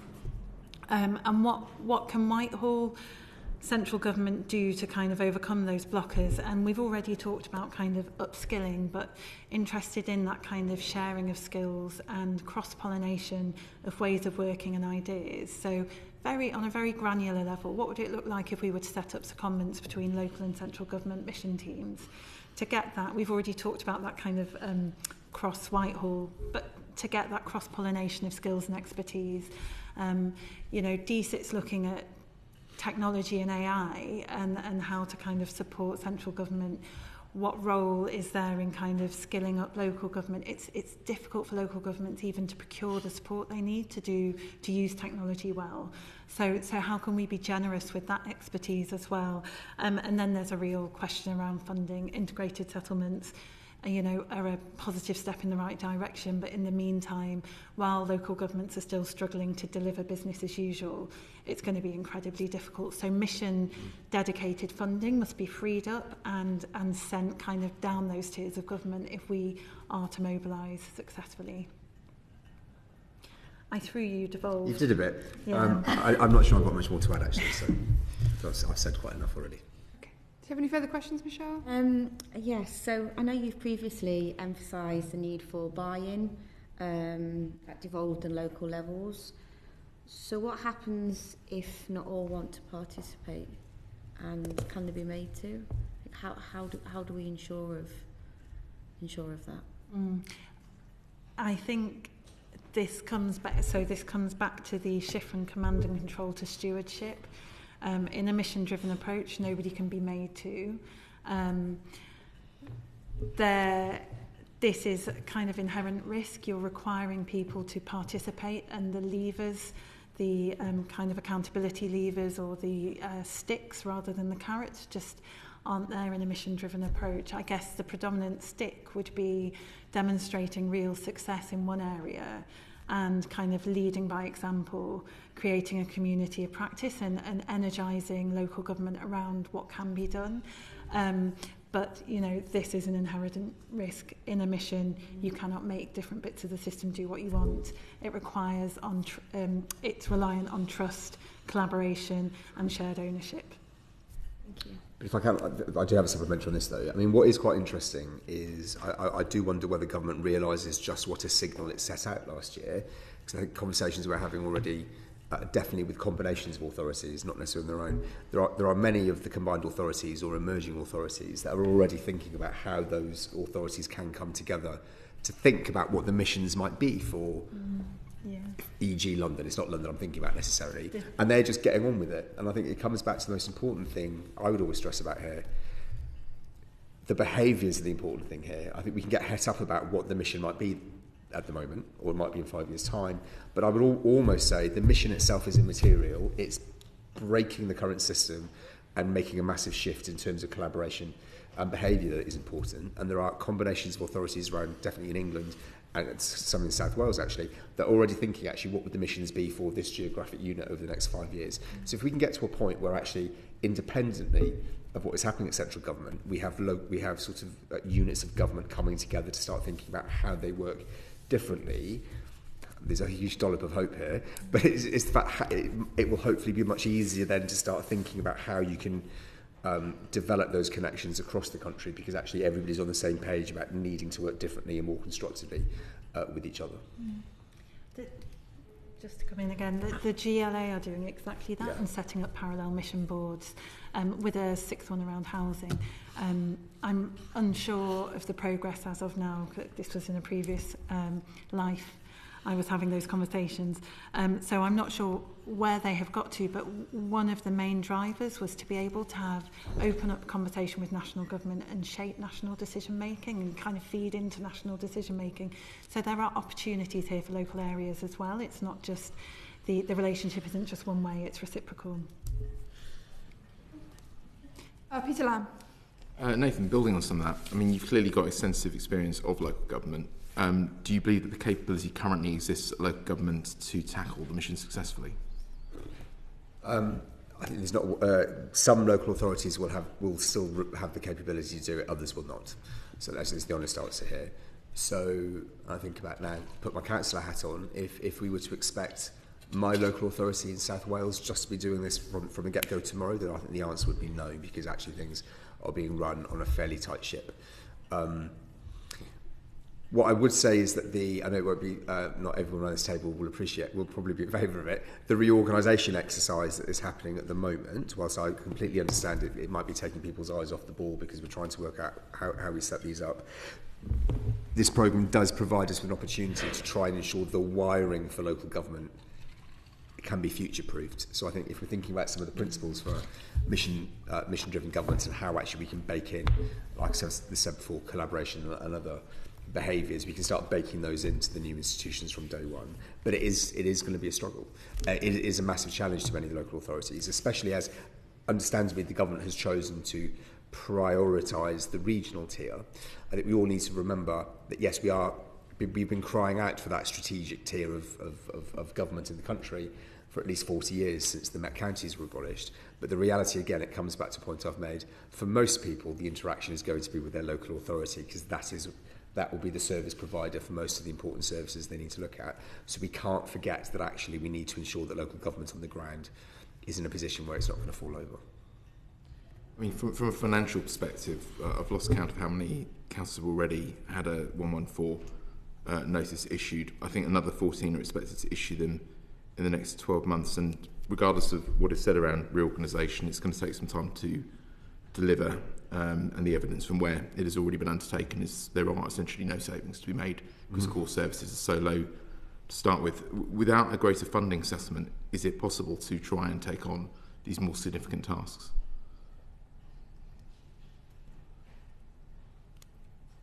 Possibly not, but I think I'd need to look on a case-by-case basis. I mean, in terms of integrated settlements, it does sound interesting, but I guess the question would be whether or not an authority of 9 million people in London's case, whether or not something that is viable in that footprint is really going to deliver. In my neck of the woods, where we've got about 2 million people and a completely different healthcare footprint, if that's going to be possible to have that overarching budget outside of London or the core cities. Is there a different roadmap that we could point to? I don't have an answer to that today, unfortunately. On reorganisation, I mean, the missions have a sort of a 5-year time span really for the government to try and introduce. One of my area is an early adopting reorganising area. We have one person in the area to thank for that. even at an early adopting level, it's going to take us 2 years before we get through to the new structure. I can tell you that the only things going through the minds of anyone at the local authority level right now is reorganisation and not delivering on any other metric. So for areas that know this is coming down the line, that's going to be padded out for another few years. Is reorganisation really at this time going to be the best way of delivering on the government's missions? Anybody want to dive into that challenging question? I'm not here to defend the government's record in this. I mean, I think from a, if we were to be completely rational, I think I'm very much in favour of actually rational. From a personal point of view, my personal preference would be to rationalise local government across England and Wales. So actually we are working in a position where it's much easier than a local, regional and national level. We can actually integrate and work towards these issues. I completely hear what you're saying though about the pressures that will be affecting individual councils. I mean, my argument was really focused on timescales rather than the overall principle. Just on this question pertaining to about sort of local democracy or sort of buy-in, I mean, clearly we've just had a set of local elections, and if we take those as an example, one of the missions is around trying to deliver clean power by 2030, so we've got a fairly tight timetable on that. We have a party that's been elected in much of the country that does not believe in climate change, as far as I can tell, or at least doesn't think it's worth tackling. If delivery is expected to be undertaken at the local level, do we think that this might have an effect on outcome?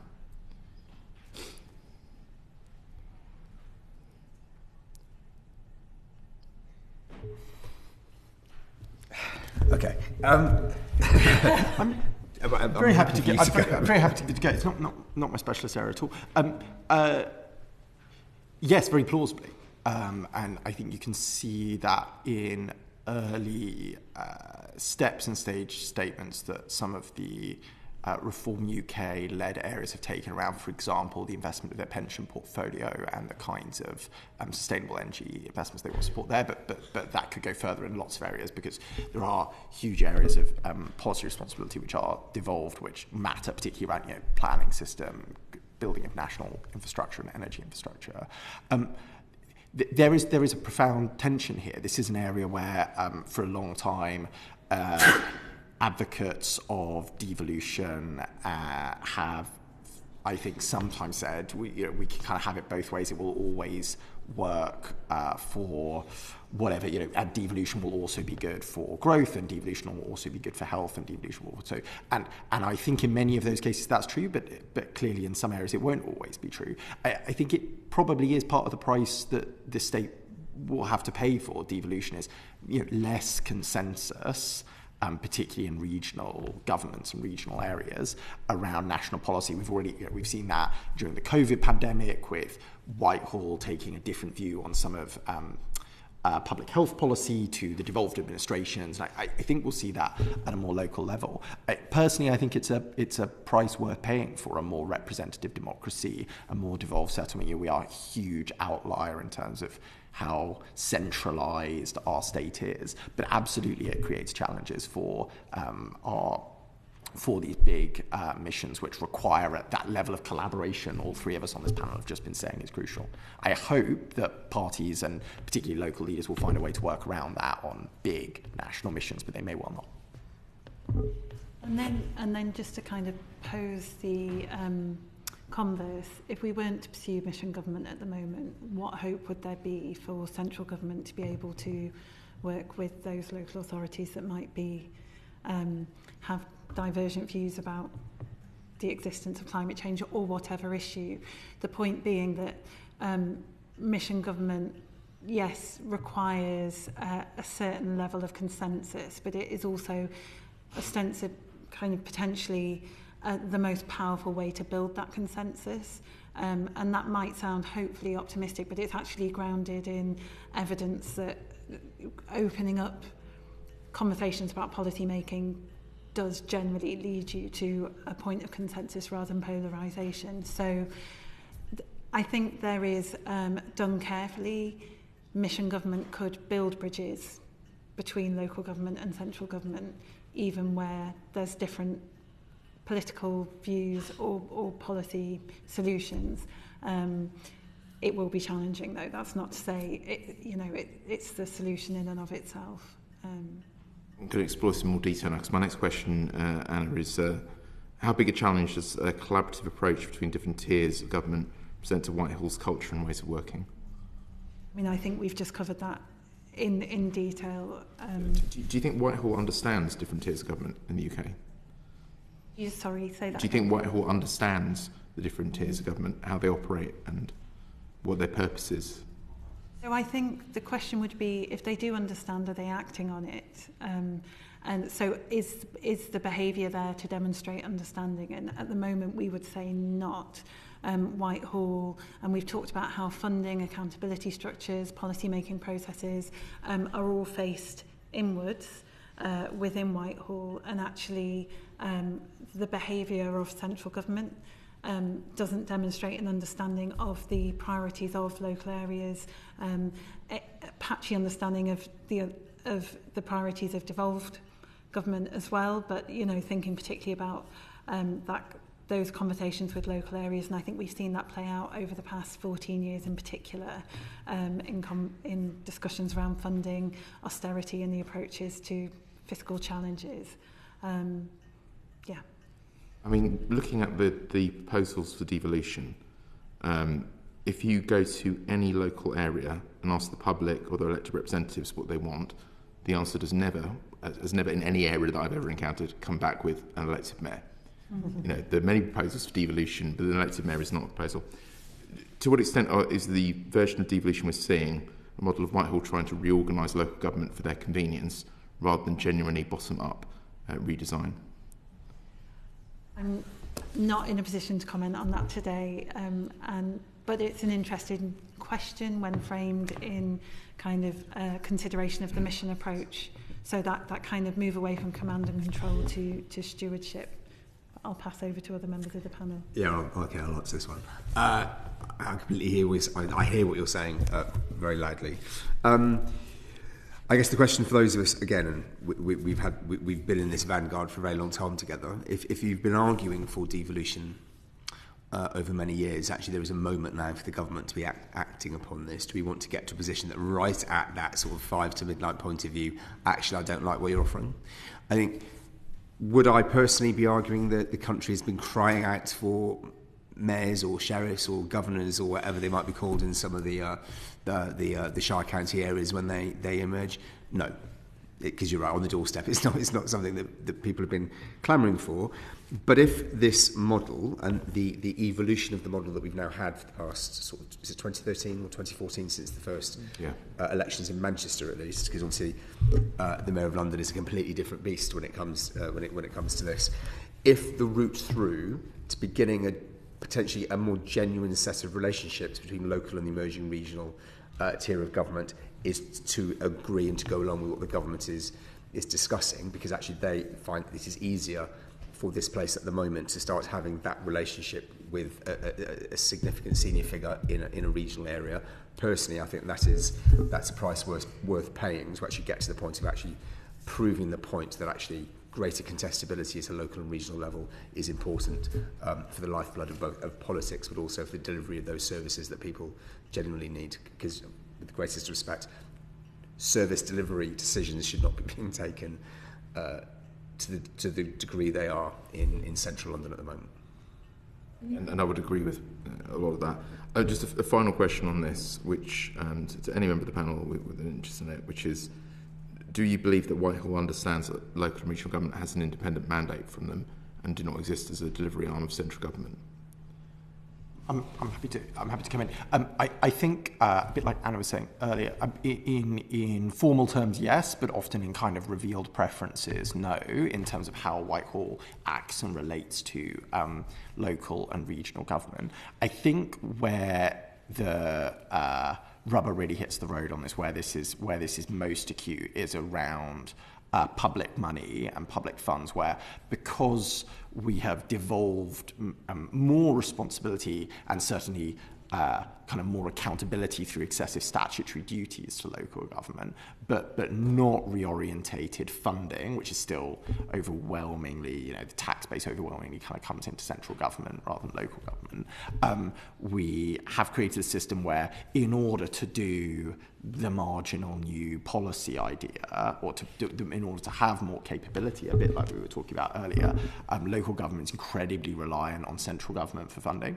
And when the Treasury and MHCLG see themselves, wanting to either build capability or, more commonly, to just drive one of their own policies through local government, they write these big grant agreements. Often, and the committee will have heard about it before, but very excessive numbers of kind of KPIs, performance indicators, reporting requirements, and the tension there is not that absolutely local and regional government has its own mandate and responsibility. Equally, central government feels it has that mandate and responsibility over the money it's handing over, and that's where the real tension is. I think one of the areas to put these on a more level footing, which is key, will be fiscal devolution. Now, that's incredibly hard given the state of the public finances. I don't dumb down that challenge at all, but I think it's one of the bigger, more formal ways we have to do things we have to do to get out of this cycle of kind of, well, here's some money, but it comes with some conditions on it, which is not recognising the kind of mandate the local government have from the public. Thank you. Thanks. I'll briefly bring in Sam Carling, and then I'll move to Richard Baker for our final set of questions. Thank you. Yeah, just to kind of bring it back around to some of the specifics. We're talking there around the difference between regional tiers of local government and council-based local government. Where do you think, and I guess this is quite an open question, where do you think it's better to try and place accountability for delivery of the missions? Do you think it depends on the mission? Like, for example, with Safer Streets, does that fit better at the council level, whereas growth, you could argue it could fit with either? Where does it best fit? I think just coming back to that point that each mission will look individual, the answer is going to be different, and depending on the what of the mission, so what is it aiming to do, but also how the mission is developed. I think also the idea of putting accountability is really, really interesting, and how could we move to a conceptualisation of mission delivery that's about shared accountability. So I think previous attempts to deliver similar ways of working have failed because we attempt to divvy up accountability, and actually if we shared accountability and acknowledge that no one actor in this system, so not local government, regional or devolved or national, is going to be able to deliver these missions by their very nature on their own, then it becomes less about kind of divvying up accountability and more about thinking about what data and insights we're attracting from the system at every level to be able to assess whether the mission is doing what it needs to do overall. And that's not to say once activity plans have been agreed, people can't be held to account for their elements of that. But in terms of overall success, we have to move away from kind of thinking this is for you and this is for us, and we're just going to go off and kind of pursue our own ends. Richard? Thank you very much, Chair. I've got some further questions around what other actors are going to be vital in delivering the missions and how they'll be involved in this work. And specifically, my questions relate to the role of the private and voluntary sector and how they can be incentivised to contribute to achieving the missions. And I think, Anna, you touched on this earlier as well about saying you didn't want to have boards which had too many organisations who were top heavy, but how then are those vital actors in both the voluntary and private sector involved? The Charities Aid Foundation, for example, said there should be philanthropy champions on the boards and reflecting work that pro bono economics have done about the importance of incentivising philanthropy. And then we've also got, for example, the agreement that the government's taking forward around the civil society covenant framework. So how do we get, if not to be on the boards, or is there actually a question perhaps they should be at that level, but how will they be equal partners and then incentivised to actually play their role in delivering these missions? So I in my past, I've worked in philanthropy, and a philanthropy very much focused on the interface between the private sector and civil society. So this is an issue close to my heart. But just taking kind of the private sector and civil society separately for the moment. I think the private sector and business is going to be vital across all of the missions, obviously in terms of growth, in a very material way, but also when we think about health, we're increasingly making the case that action on health is not just vital in and of itself, but it's vital for growth. It's entirely in the interest of British business that our workforce is healthier and able to stay in work, and also that British business industry has a huge role to play, both as employers in shaping the workplaces where people spend the majority of their time and how that contributes to health, but also in how they're contributing with their ideas, skills, innovation and finance as well, and that applies to investors. So business shouldn't just be seen as kind of a partner in this, kind of off to one side. It shouldn't just be seen in terms of the investment that we could harness from the private sector. It should be seen as a driver of the health, social, financial outcomes that we want to see. What we see when we look at kind of the state of industry or British business, you see a really fragmented ownership structure. I think less than 50% of businesses are wholly British owned, so therefore aligning around a national mission is going to be really challenging.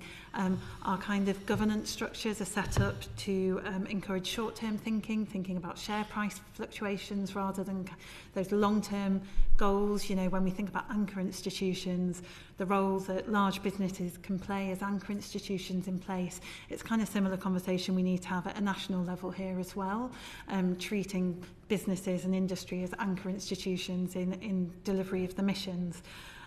So there are kind of regulatory factors you could bring into play to encourage the businesses themselves to kind of buy into those long-term social missions, thinking about the directors of businesses, placing requirements to take into account kind of social, environmental factors as well, and impact investment and ESG. The debates around those drivers are really well rehearsed.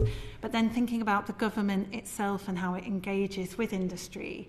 I've mentioned before, you have it's very difficult for industry to speak with a united voice. We have the Federation of Small Businesses, the CBI, Chamber of Commerce. But when we do talk, have a shared conversation amongst business, government and also trade unions, who are a really important factor in all of these conversations as well, if we kind of embed a modern corporatism in how we're having those conversations, you can have really powerful results. And the key is aligning around shared aims. So, for example, within the missions, very clearly, a healthy workforce. You can have a really, really cohesive conversation around that. Furlough in COVID was an example of where business, trade unions and government had entirely shared aims and got around the table, made decisions very quickly with fantastic impact. And so it can be done. I think key would be uniting those voices of business, having that conversation, being aware that they're going to be drawn on across all the missions, so not fatiguing them through that engagement, but also articulating a shared outcome that is valuable for business and industry as well as government in terms of how we frame the missions. In terms of civil society, similar issues to local authorities here, a sector that's on its knees in terms of finances and capacity.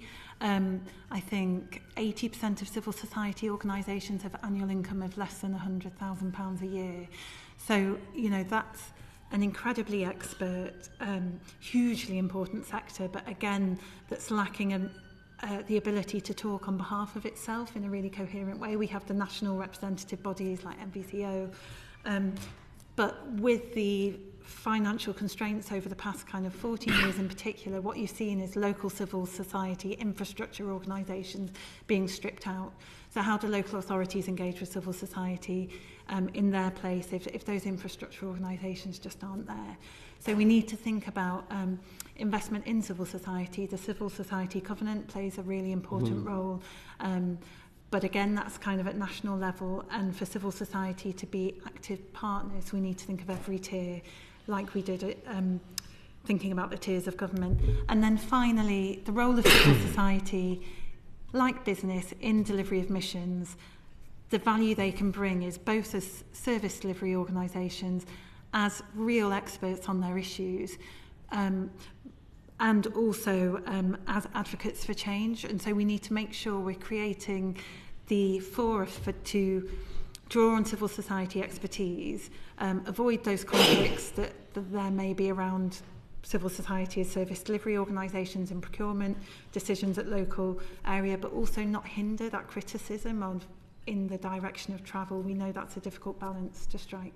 So just trying to then have a clear picture then about how those key actors are going to be involved structurally in the work of these and it seems to suggest there's actually some real capacity issues here in both civil society and industry about how they engage at that strategic level in the work of the missions. What does that look like structurally? So, for example, in London, in this mission we had from the Great London Authority, they talked about there was actual involvement in those organisations and those actors in the boards themselves. You suggested that there would be actually other ways of achieving that involvement. What does that look like? And happy for questions once you've answered that, if anyone else's thoughts as well. Demos, and I think you've recommended the same. We recommended mission councils be established to sit alongside mission boards, bringing together those external voices and stakeholders. We're also very interested in citizen panels to sit alongside them as well. We think that's really interesting, and maybe we'll come on to that shortly, but opening it up. I've not much further to add. I mean, yes, we're in favour of that as well. I think the key thing is actually is also not being too prescriptive about not being too prescriptive about how any of these extra bodies might be set up. Because you start thinking about it, depending on the mission or at what level of government you're trying to bring people together, is actually what is the most appropriate way forward.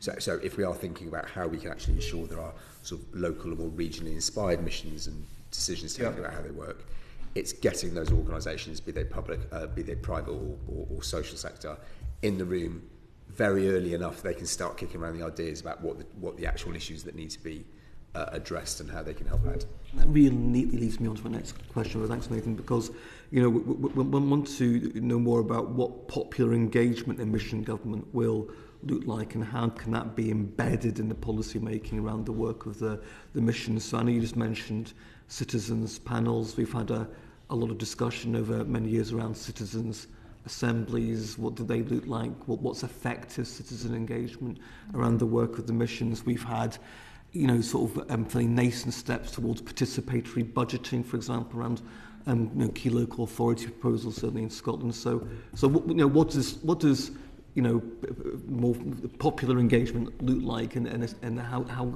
can we achieve success with that? I mean, yes, and yes to all the things you just mentioned. I think holding the in line with kind of a mission approach in general, holding the what firmly, but the how kind of lightly. I think there's a huge potential for a range of participatory approaches to be embedded in mission government, and Demos has done loads of work on this, thinking about our citizen white paper and other more kind of concrete examples on specific policy issues. I mentioned house building earlier. But I think, to what end are we participating with people? And it's absolutely not going to be so that everybody in the country can reel off the government's 5 missions. And that's really, really important. It's not a blanket approach. And I think one useful framework to think about popular involvement in missions is, the level to which we need shared awareness, shared engagement, and then kind of laddering up support for the mission. So where is it really important that we have the public on side with decisions that the missions are making or taking, and then moving from passive support to active support. So thinking about, for example, the role of civil society, volunteering is a crucial role that the public can play in civil society, but then also really excitingly in the delivery of government missions. We are not very good at mobilising vast numbers of people towards common goals. We saw that in COVID with various volunteering schemes that kind of were announced with great fanfare and then never got off the ground. So thinking about data and technology and how we involve citizens as well. So it doesn't need to be both in terms of volunteering, but also those touch points to feed in and gather those rapid feedback loops, although I like the idea of rabbit feedback loops. I'm a proud rabbit owner. Those rapid feedback loops as well. So it doesn't need to be one size fits all. It doesn't need to be governments entirely on board with every decision or involved in every decision, but we need to embed a range of approaches. This is engagement at the community level around specifics, around specific local activities and programmes which support the overall work of the missions. Absolutely, but also brokering those challenging national conversations. And we've seen participation work really well in Northern Ireland, where government feels hamstrung. Is it, I don't want to say the words, but is it more austerity? Is it tax rises? What those fiscal rules?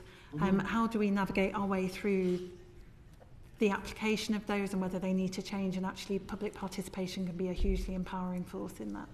If I can just add that, there's also what is the role of people in this room, like the very important role that politicians play in actually convening people and organisations together on your individual patches, but also having being confident enough to know when you might not be the right person to convene some of those groups or people together for the specific mission issue at hand, and actually but be able to bring those people together to have that conversation, whether the politicians are convening it or not.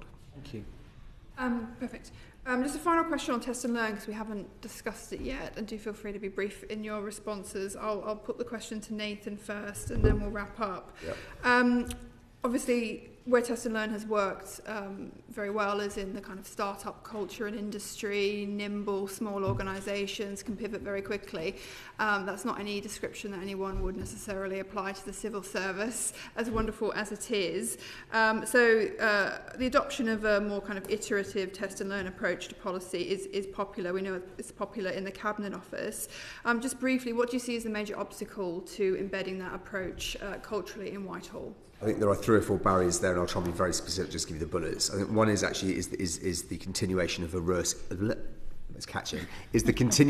a risk-averse culture coming out from those sponsoring departments. They need to actually take a step back and actually have a greater appetite for risk in the realisation that things might not happen the way they expect them to do.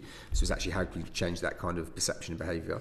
The second is actually where inflexible HR and other rules and regulations exist. We need to find a way of actually sort of cutting through those to allow the best individuals on the ground to actually just get cracking and do what needs to be done.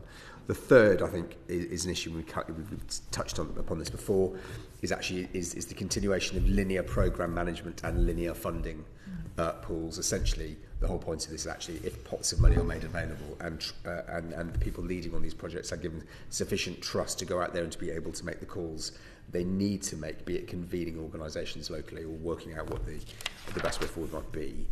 I think a third point, and again, I can't catch. The fourth point, coming back to Anna's point, is trying to ensure that we can think of more novel engagement structures as this work is being taken forward, which crucially also means talking to some of the more established organisations in these fields, in those areas you're working, to ensure that nobody is then trying to kill the innovation that is happening because it's not necessarily being done by them.